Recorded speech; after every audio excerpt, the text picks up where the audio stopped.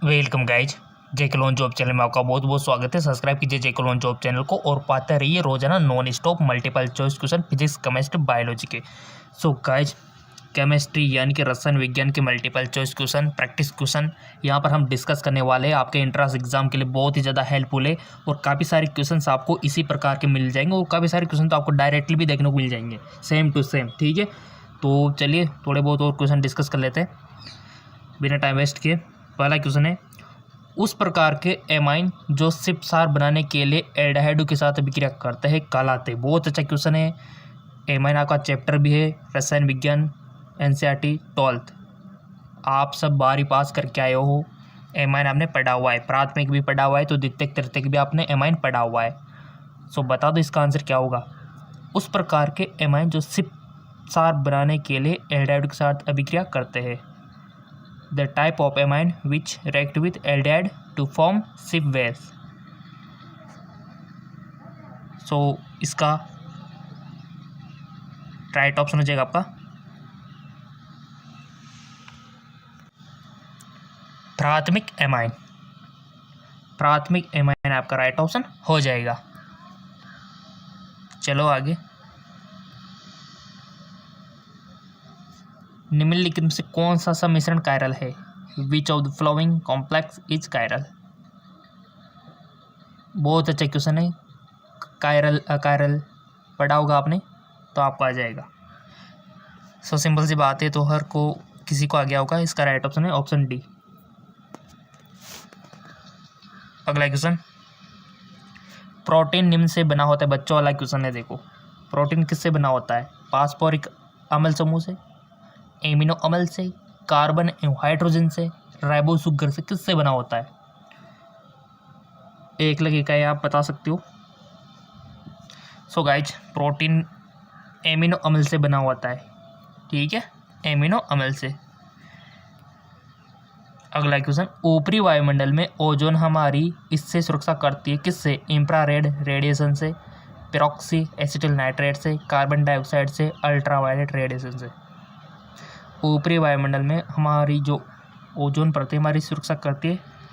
बचपन में पढ़ते आ रहे होंगे गाइज आप कि ओजोन हमारे लिए किस प्रकार से सहायक है। सो गाइज, इसका राइट ऑप्शन हो जाएगा आपका पराबैंगनी विकिरण है। ठीक है, अल्ट्रा वायलेट रेडिएशन। ये जो रेडिएशन आती है सूर्य से आती है गाइज, यूवीज अल्ट्रा वायलेट, इससे बचाती है हमको कौन, ओजोन परत। सो हमारा फर्ज बनता है कि इसको बचा के रखा जाए, इसको नुकसान नहीं पहुंचना चाहिए। ठीक है, तो इसको नुकसान कौन पहुंचाता है, किसके थ्रू पहुंचता है। आपने देखा होगा कि पहले फ्रिज में अमोनिया, क्लोरीन ऐसी कुछ गैसें प्रयुक्त होती थी जो इसको ठेस पहुंचाती थी। ठीक है, सो गाइज, ये अल्ट्रा वायलेट जो किरणें होती है ये हमारी स्किन के लिए बहुत ही हानिकारक होती है। आपने देखा होगा कि जहाँ पर हम क्लोथिंग, जहाँ पर हम कपड़े नहीं पहनते, जैसे कि हाथ हो गया, आपने देखा होगा कि जहाँ पर कपड़ा होता है वहाँ तो ब्राउन ब्राउन होता है, लेकिन जहाँ पर धूप लगती है वो ब्लैक ब्लैक सा हो जाता है। ये अल्ट्रावायलेट का ही प्रकोप है और इसके कारण स्किन कैंसर, त्वचा रोग बढ़ रहे हैं। ठीक है, तो ओजोन परत हमारी रक्षा करते हैं इन चीज़ों से। ठीक है ना, चलता है कि और अगला क्वेश्चन है कि कैल्शियम और मैग्नीशियम आयनों की अधिकता से युक्त पानी को किस रूप में वर्गीकृत किया जाता है। जिसमें कैल्शियम और मैग्नीशियम के आयन की अधिकता है। और आपने पढ़ा होगा सॉफ्ट वाटर, हार्ड वाटर। तो यहाँ पर भी ये दिया है कि शुद्ध या फिर हार्ड वाटर या फिर इम्प्योर वाटर या फिर सॉफ्ट वाटर, शुद्ध जल और कठोर जल, अशुद्ध जल और मृदु जल। देख पा रहे होंगे आप। तो कैल्शियम और मैग्नीशियम आयनों की अधिकता से युक्त पानी को किसमें वर्गीकृत किया जाता है, क्या बोलते हैं इसको गाइस। सो आपने चूज कर लिया होगा। इसका राइट ऑप्शन है आपका कठोर जल, हार्ड वाटर बोलते हैं इसको, जिसमें कैल्शियम और मैग्नीशियम के आयन की अधिकता है। और ये जो पानी होता है हमारे स्वास्थ्य के लिए और हमारी स्किन के लिए और हमारे बालों के लिए बहुत ही हानिकारक होता है। जी हाँ, बिल्कुल बहुत ही हानिकारक होता है। ऐसे पानी से आपकी स्किन पे स्किन डिजीज़ होती है, बालों का झड़ना होता है, आपके सिर के बाल बहुत झड़ते हैं कठोर पानी से। जिन शहरों का पानी कठोर है तो उनसे बाल झड़ेंगे। सिंपल सी बात है। अगर बचना है तो फिर इसके लिए आपको क्या करना पड़ेगा, हार्ड वाटर को अवॉइड करना पड़ेगा, दूर करना पड़ेगा। इसके लिए आरओ लगाओ, ठीक है, फ़िल्टर लगाओ, काफ़ी सारी प्रोसेस होती है। सो बेसिकली हार्ड वाटर ख़राब ही होता है, ठीक है ना, स्वास्थ्य के लिए भी और बालों के लिए भी। तो यही बेस्ट रहेगा कि आप सॉफ्ट वाटर का यूज करो, ठीक है। तो इसका राइट ऑप्शन हो जाएगा हार्ड वाटर, जिनमें कैल्शियम और मैग्नीशियम आयन ज़्यादा होते हैं। चलो आगे, क्योंकि हमारी जो स्कल होते हैं ना, उसमें जमा हो जाता है और हेयर फॉल करता है काफ़ी सारा, और ज़्यादातर हेयर फॉल इसी से हो रहे हैं आजकल शहरों में, और काफ़ी सारे गाँव भी है जहाँ पर हार्ड वाटर अवेलेबल है। अगला क्वेश्चन, प्रगलन के दौरान एक अतिरिक्त पदार्थ डाला जाता है तो संघलीय संहति फ्यूविसल मास का निर्माण करने के लिए धातु की अशुद्धियों के साथ अभिक्रिया करता है, वह पदार्थ है धातुमल, फ्लक्स, अधात्री, कीचड़। सो राइट ऑप्शन है फ्लक्स। अगला क्वेश्चन, उस यौगिक की पहचान करें जिसमें त्रिहरा संयोजन आबंध होता है, ammonia, ethane, ethene, carbon dioxide. उस यौगिक की पहचान करें जिसमें त्रिहरा सहसंयोजन आबंध होता है, तो राइट ऑप्शन हो जाएगा आपका एथीन, ठीक है, एथीन। अगला क्वेश्चन, उस अभिक्रिया पहचानिए जिसमें दो यौगिक नए यौगिक के निर्माण के लिए आयनों के विनिमय द्वारा अभिक्रिया करते हैं, वह अभिक्रिया पहचाने जिसमें दो यौगिक नए यौगिक के निर्माण के लिए आयनों के विनिमय अभिक्रिया करते हैं, अपघटन अभिक्रिया, संयोजन अभिक्रिया, द्विविस्थापन अभिक्रिया, विस्थापन अभिक्रिया। बहुत अच्छा क्वेश्चन है, और ये सारी अभिक्रिया आप पढ़ चुके हो, तो बता दो आंसर, चूज कर लिया हो आपने।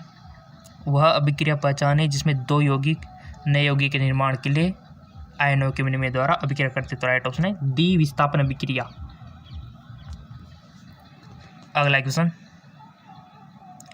आयनिक आबंध की ताकत अधिक होती है जब बंधन इनके बीच बनता है, दो गैर धातु तत्वों के बीच, तुलनीय विद्युतीय ऋणात्मक के दो तत्वों के बीच, दो उच्च विद्युतीय धनात्मक प्रणों के बीच, उच्च विद्युतीय धनात्मक और उच्च ऋण विद्युतीय तत्वों के बीच। तो राइट ऑप्शन हो जाएगा आपका उच्च विद्युतीय धनात्मक और उच्च ऋणात्मक विद्युत तत्वों के बीच।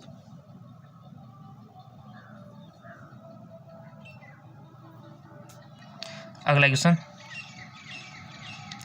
निम्नलिखित में से कौन सा कथन विषय में सही है? बहुत अच्छा क्वेश्चन है, सार के बारे में सही है। सो गाइज, आपने एसिड और बेस के बारे में तो काफ़ी सारा पढ़ा होगा, अम्ल और सार के बारे में, तो आपको यहाँ पर सार के विषय में सही कथन बताना है, और यहाँ पर ऑप्शन दिए हुए कि कड़वा होता है एवं नीले लिटमस को लाल रंग में बदल देता है, कड़वा होता है लाल को नीले में बदल देता है, खट्टा होता है नीले लिटमस को लाल में बदल देता है, खट्टा होता है। देखो बहुत अच्छा ऑप्शन यहाँ पर दे रखा है, तो पहले तो आप अपनी ईमानदारी से बताओ, फिर हम समझेंगे इसको। सही बताना है गाइज, एक ही ऑप्शन सही है यहाँ पर सार के बारे में। सो इसका राइट ऑप्शन हो जाएगा आपका कड़वा होता है लाल लिटमस को नीला कर देता है, ठीक है। देखो सार का जो गुण होता है ना, वो पहले ही बात हो कि कड़वा होता है, ठीक है, जबकि एसिड की बात करें तो खट्टा होता है, ठीक है। और सार के बारे में आपको एक बात याद रखनी चाहिए कि ये अम्ल का उल्टा करता है, ठीक है, क्योंकि अम्ल क्या करता है, नीले लिटमस को लाल कर देता है। अनिल नाम से याद रखने के लिए बोला था, अम्ल नीले को लाल करता है, तो सार क्या करेगा, लाल को नीला। तो यहाँ पर भी तो लाल को नीला ही तो कर रहा है ना, बस एक को याद रख लो, लाइफ टाइम काम आएगा एक पर, ठीक है। तो सिंपल सी बात है कि सार कड़वे होते हैं और लाल को नीला कर देते हैं। अम्ल को याद रख लो आप, अगर अम्ल, ठीक है, अम्ल खट्टा होता है, देखो नींबू की बात करें तो खट्टा ही होता है, और वो नीले लिटमस को क्या कर देता है, लाल कर देता है। अनिल नाम से आप याद रख सकते हो, ठीक है। चलो आगे, निम्न में से कौन सा धातु क्लोराइड प्रकाश संवेदनशील है? Which of the flowing metal chloride is lightly sensitive? Copper, magnesium, zinc, Argentine. कौन सा धातु क्लोराइड प्रकाश संवेदी है? तो राइट ऑप्शन हो जाएगा आपका Ag, ठीक है, अर्जेंटम। अगला क्वेश्चन, विद्युत अपघटन यानी कि इलेक्ट्रोलाइसिस द्वारा धातुओं का शोधन करने की प्रक्रिया कहलाती है? इलेक्ट्रो रिफाइनिंग, इलेक्ट्रोप्लेटिंग, इलेक्ट्रोमेट्रोलॉजी या फिर इलेक्ट्रो डिपोजिशन।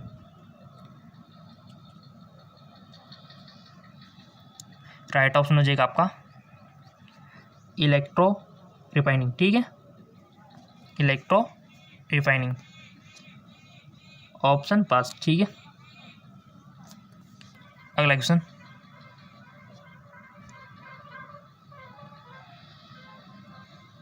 थोड़ा सा इसको इंग्लिश हिंदी दोनों में आपके लिए अवेलेबल है। प्रासरण एक विशेष प्रकार का विसरण है। निम्नलिखित में से कौन सा कथन प्रासरण के बारे में सही है? जल में रखने पर सूखे खुबानी का फूलना, इत्र का छिड़काव, चाशनी में फलों का संरक्षण, जलीय जंतु द्वारा जल में विलित ऑक्सीजन का प्रयोग। प्रासरण एक विशेष प्रकार का विसरण है जिसमें निम्नलिखित कथन प्रासरण के बारे में सही है। तो प्रासरण विसरण आपने खूब पढ़ा है, तो बताओ इसका आंसर क्या होगा। इसका राइट ऑप्शन हो जाएगा आपका गाइज, यहाँ पर देख लो पहले आप पूरा का पूरा। प्रासरण एक विशेष प्रकार का विसरण है। निम्नलिखित में कौन सा कथन प्रासरण के बारे में सही है?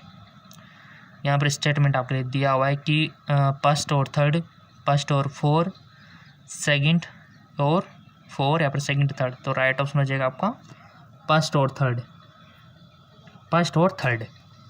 यानी कि जल में रखने पर खुबानी का फूलना, चाशनी में फलों का संरक्षण। ठीक है जी। अगला क्वेश्चन, सोडियम क्लोराइड और नेपथलीन के मिश्रण को पृथक करने के लिए एक उचित पृथक्करण तकनीक का सुझाव दें। सोडियम क्लोराइड और नेपथलीन के मिश्रण को पृथक करने के लिए एक उचित पृथक्करण तकनीक किस मेथड से अलग करेंगे गाइस? सब्लिमेशन, ऊर्ध्वपातन, या फिर क्रिस्टलीकरण, या फिर संघनन, या फिर वाष्पीकरण।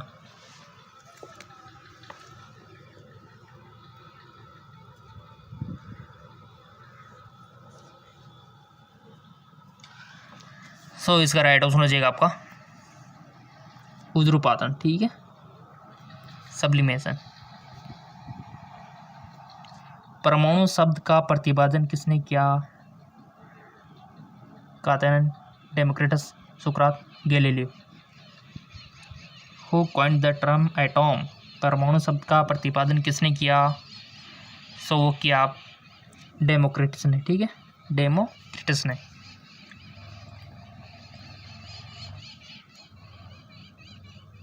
साधारण नमक और सल्फर के मिश्रण को किसके द्वारा अलग किया जा सकता है? साधारण नमक और सल्फर के मिश्रण को चुंबकीय पृथक्करण, विघटन विधि, ऊर्ध्वपातन, जाग प्लॉटिंग। साधारण नमक और सल्फर के मिश्रण को द्वारा अलग किया जाता है। तो राइट ऑप्शन हो जाएगा आपका विघटन विधि।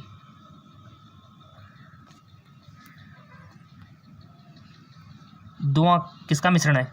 स्मोक इज मिक्सचर ऑफ द्रव और ठोस, द्रव और गैस, केवल गैस, ठोस और गैस। धुआं किसका मिश्रण है? विलियन वाला चैप्टर इंपॉर्टेंट है।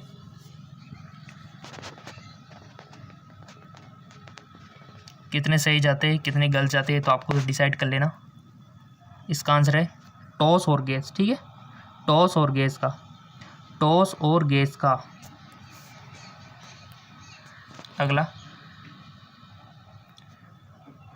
निम्नलिखित में से किस यौगिक में उच्चतम आणविक द्रव्यमान होता है? NaCl, NH3, C2H4, CH3OH। निम्नलिखित में किस यौगिक में उच्चतम आणविक द्रव्यमान होता है? तो राइट ऑप्शन हो जाएगा आपका NaCl में।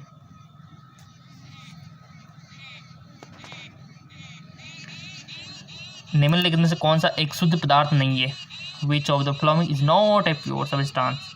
चांदी, मर्दा, सोइल जिसको बोलते हो, आयरन, वाटर। शुद्ध पदार्थ नहीं है, तो राइट ऑप्शन है इसका सोइल। अगला क्वेश्चन, निम्नलिखित में से किसमें अणु की संख्या सबसे कम होती है? 1 ग्राम कार्बन, 1 ग्राम नाइट्रोजन, 1 ग्राम CO, या फिर 1 ग्राम H2। अणु की संख्या सबसे कम होती है, तो राइट ऑप्शन है 1 ग्राम CO। अगला क्वेश्चन, कैल्शियम ऑक्साइड। और देखो ये भी क्वेश्चन अगर आपको कम लग रहे हो ना, तो एक और चैनल है GK MCQ MK, लिंक इसका डिस्क्रिप्शन में दे रखा है, वहाँ से आप क्वेश्चन प्राप्त कर सकते हो फिजिक्स, केमिस्ट्री, बायोलॉजी के। निम्नलिखित में से कौन सा एक विजातीय मिश्रण है? रक्त, पानी में चीनी, समुद्री जल, कार्बन डाइसल्फाइड में सल्फर। विजातीय आपको बताना है। Which of the following is a heterogeneous mixture? So वो है आपका ब्लड। ठीक है, अगला क्वेश्चन, एक तत्व के 2 समस्थानिकों के उदासीन परमाणु के लिए कौन सी विशेषता भिन्न है? इलेक्ट्रॉन की संख्या, प्रोटॉन की संख्या, न्यूट्रॉन की संख्या, परमाणु क्रमांक। एक तत्व के 2 समस्थानिकों के उदासीन परमाणु के लिए, तो राइट ऑप्शन हो जाएगा आपका न्यूट्रॉन की संख्या। अगला क्वेश्चन, नैदानिक एक्सरे के लिए निम्नलिखित में से कौन से निलंबक का व्यापक रूप से किया जाता है? Magnesium sulphate, beryllium sulphate, copper sulphate, calcium sulphate. Important question. Right option beryllium sulphate, barium sulphate, ठीक है।